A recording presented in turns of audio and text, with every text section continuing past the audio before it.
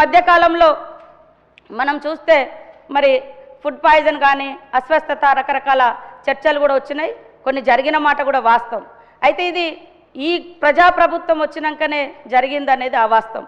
ఇది చాలా సంవత్సరాలుగా ఇది కొనసాగుతుంది.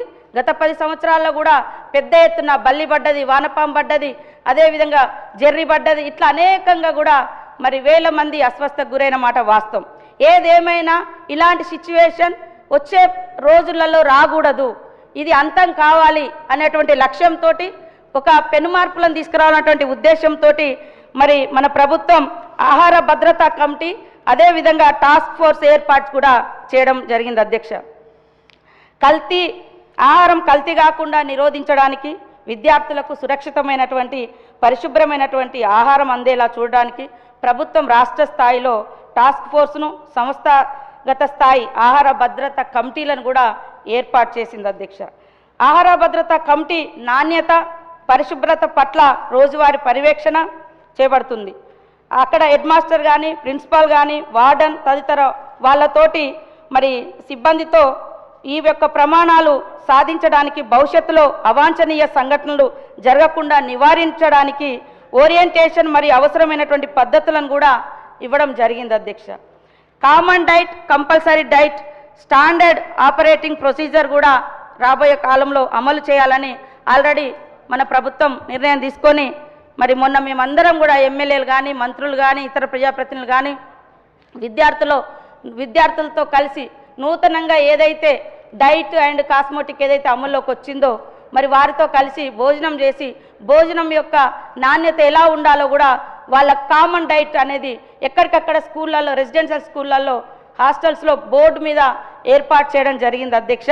కాబట్టి దాన్ని ప్రతి ఒక్కరు కూడా మరి ప్రిన్సిపాల్ కానీ, వార్డన్స్ కానీ ఖచ్చితంగా ఇంప్లిమెంటేషన్ చేయాల్సిన అవసరం ఉంది. చేయాలి, చేయనప్పుడు వాళ్ళు ఖచ్చితంగా పనిష్మెంట్కి గురవుతారని కూడా ఈ సందర్భంగా తెలియజేస్తాను అధ్యక్ష. రాష్ట్ర వ్యాప్తంగా కూడా ఒకే విధమైనటువంటి ఆహార ప్రణాళికలను ఏర్పాటు చేయడమైంది. డైట్ తయారీ, సర్వీసింగ్ మెథడాలజీని ప్రమాణీకరించడం, తెలంగాణ రాష్ట్రంలోని ప్రతి మారుమూల పాఠశాలల్లో పోషకాలతో కూడినటువంటి రుచికరమైనటువంటి ఆహారాన్ని అందించడం లక్ష్యంగా పెట్టుకోవడం జరిగింది అధ్యక్ష.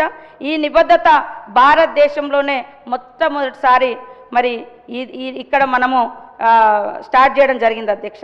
అదేవిధంగా స్టోరేజ్ ప్రాంతాన్ని ప్రమాణీకరించడం, కిచెన్ ఫ్లోరు మేనేజ్మెంటు, సేకరణ, పంపిణీ ఏర్పాటుతో పాటు డైనింగ్ ఏరియా నిర్వహణ, ఆహారం మరియు అందించే ప్రక్రియలు, ఆహార సరఫరా నాణ్యతను నిర్ధారించడంతో పాటు ఆహారం కలుషితం కాకుండా ఫుడ్ పాయిజనింగ్ అవకాశాలను తొలగించే విధంగా ఫుడ్ పాయిజనింగ్ అనేది కూడా అక్కడ లోకల్గా కూడా ఎలాంటి సమస్యలు తలెత్తకుండా వాళ్ళ పరిధిలో వాళ్ళు ఖచ్చితంగా నీట్నెస్ మెయింటైన్ చేయాలని కూడా మరి ప్రభుత్వం నిర్ణయించడం జరిగింది అధ్యక్ష. ఆ రకమైనటువంటి గైడ్లైన్స్ కూడా మరి ఈ పాఠశాలలకు, రెసిడెన్షియల్ స్కూళ్లకు ఇవ్వడం జరిగింది అధ్యక్ష.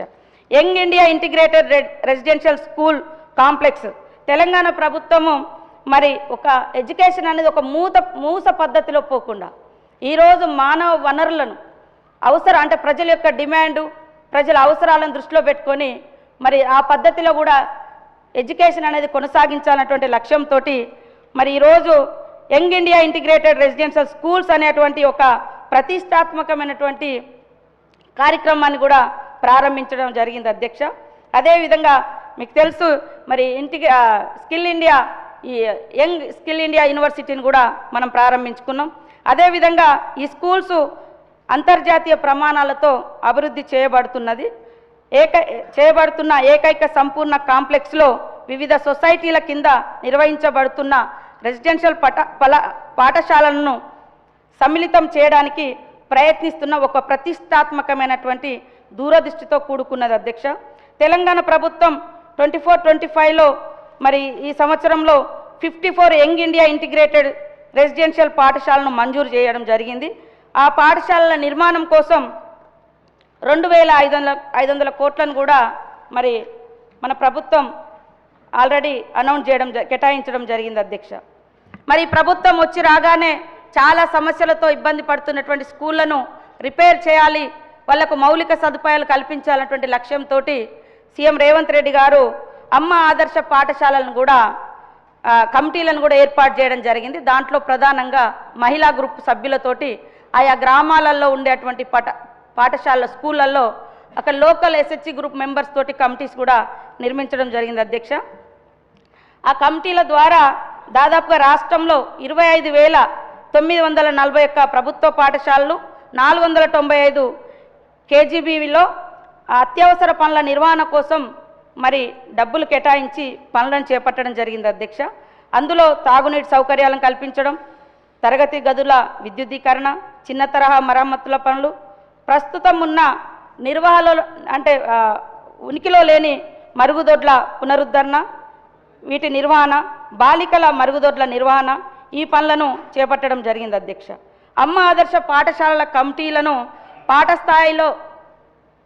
పాఠశాల స్థాయి స్కూళ్ళలో అక్కడ లోకల్గా ఉండేటువంటి మెంబర్స్ తోటి మరి నిర్మాణం చేయడం జరిగింది. లోకల్ వాళ్ళే పాఠశాల కమిటీలకు గ్రామ సంస్థ ప్రాంతీయ స్థాయి సమైక్య అధ్యక్షుడు చైర్పర్సన్గా ఉండేటట్టుగా నిర్ణయించడం జరిగింది అధ్యక్ష. 14,737 పాఠశాలల అత్యవసర నిర్వహణ పనులు పూర్తయ్యాయి. అమ్మ ఆదర్శ పాఠశాలల కింద 657,9,00,000 రూపాయలను ఈ యొక్క పునరుద్ధరణ, ఈ రిపేర్స్, వీటన్నిటి కోసం కూడా మరి కేటాయించి పని చేయించడం జరిగింది అధ్యక్ష.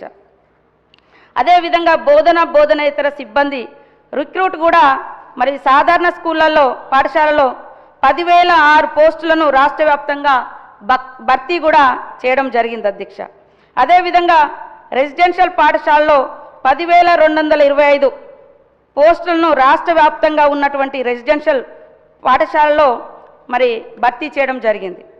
మీరు చూస్తే దాదాపుగా 2 దశాబ్దాలుగా కూడా పదోన్నతులకు నోచుకోనటువంటి టీచర్స్కు ప్రమోషన్స్ కానీ ట్రాన్స్ఫర్స్ కానీ చేసినటువంటి ప్రభుత్వం మన ప్రజాప్రభుత్వం అధ్యక్ష. సాధారణ పాఠశాలలో 8,630 లాంగ్వేజ్ పండిట్ల అప్గ్రేడ్ పదవులను ఇవ్వడం జరిగింది అధ్యక్ష.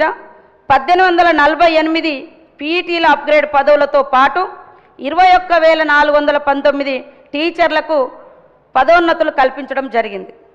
అదేవిధంగా రెసిడెన్షియల్ పాఠశాలలో 3,424 టీచర్లు, 63 మంది బోధనేతర సిబ్బందికి పదోన్నతులు కల్పించడం జరిగింది.